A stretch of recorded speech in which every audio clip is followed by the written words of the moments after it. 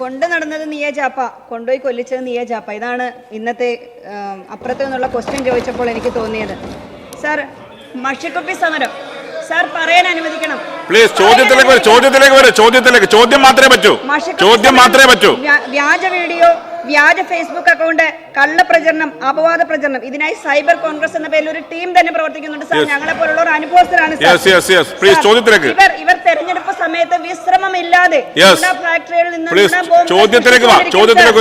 Sir എന്തിനധികം പറയണം, CPM DYFI നേതാവായിട്ടുള്ള റഹീം MP അശ്ലീല പദപ്രചരണങ്ങൾ ഇവർ നടത്തിയിട്ടുണ്ട് സാർ. എന്തിന്? ഞങ്ങളുടെ എല്ലാം പ്രിയപ്പെട്ട DYFI നേതാവായ ബിജുവിന്റെ ഭാര്യയുടെ പേര് വ്യാജ അശ്ലീല.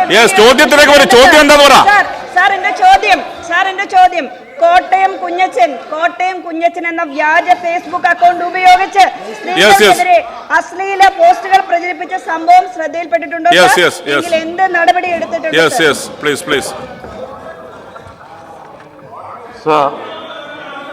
ബഹുമാനപ്പെട്ട അംഗം ചോദിച്ചതുപോലെ ഒരു വ്യാജ ഫേസ്ബുക്ക് അക്കൗണ്ട്, കോട്ടയം കുഞ്ഞച്ചൻ എന്ന പേരിലുള്ള ഒരു വ്യാജ ഫേസ്ബുക്ക് അക്കൗണ്ടിലൂടെ സ്ത്രീകൾക്ക് നേരെ അപകീർത്തിപരമായും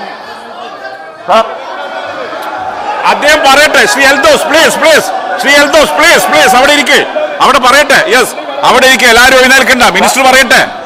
എല്ലാവരും എണീക്കണ്ട, മിനിസ്റ്റർ പറയട്ടെ പ്ലീസ്. അദ്ദേഹം പറയട്ടെ. അദ്ദേഹം അവരാരും മിണ്ടുന്നില്ലല്ലോ, അദ്ദേഹം പറയട്ടെ. സാർ, ഞാൻ കോട്ടയം കുഞ്ഞച്ചൻ എന്ന വ്യാജ ഫേസ്ബുക്ക് അക്കൗണ്ടിനെ കുറിച്ചാണ് പറഞ്ഞത്. കുഞ്ഞച്ചന്റെ വല്യച്ഛന്മാരെ കുറിച്ചൊന്നും ഞാൻ പറയുന്നില്ല സാർ. കോട്ടയം കുഞ്ഞച്ചൻ എന്ന വ്യാജ ഫേസ്ബുക്ക് അക്കൗണ്ടിലൂടെ സ്ത്രീകൾക്ക് നേരെ അപകീർത്തിപരമായും അശ്ലീലമായും പോസ്റ്റിട്ടിരുന്ന പ്രൊഫൈലിനെതിരെ തിരുവനന്തപുരം സൈബർ പോലീസ് സ്റ്റേഷനിൽ പരാതി ലഭിക്കുകയും ആയതിന്റെ അടിസ്ഥാനത്തിൽ IT നിയമത്തിലെ ബന്ധപ്പെട്ട വകുപ്പുകൾ പ്രകാരം ക്രൈം നമ്പർ 63/2023 ആയി കേസ് രജിസ്റ്റർ ചെയ്യുകയും ചെയ്തിട്ടുണ്ട്. Internet protocol detail record analysis internet protocol detail record analysis, Facebook report എന്നിവയിലൂടെ ഈ വ്യാജ അക്കൗണ്ടിന്റെ നിർമ്മാതാവായ തിരുവനന്തപുരം ചെങ്കൽ സ്വദേശി എബിനെ അറസ്റ്റ് ചെയ്തു. നിലവിൽ പറഞ്ഞോ ബഹുമാനപ്പെട്ട മിനിസ്റ്റർ പറഞ്ഞോ. സർ, നിലവിൽ ഈ കേസ് അന്വേഷണ ഘട്ടത്തിലാണ്.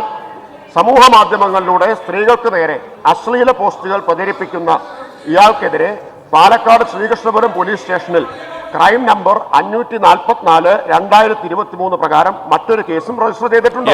സാർ, സ്ത്രീകൾക്കെതിരായി തുടർച്ചയായി അശ്ലീല പ്രചരണം നടത്തുന്ന ഒരു ആളെക്കുറിച്ചും അയാൾക്കെതിരായ എടുത്ത നടപടിയെക്കുറിച്ചും പറയുമ്പോൾ ഈ പ്രതിപക്ഷം ഇങ്ങനെ അസ്വസ്ഥരാകുമ്പോൾ സംശയം അവരിലേക്കല്ലേ നീളുന്നത് സാർ?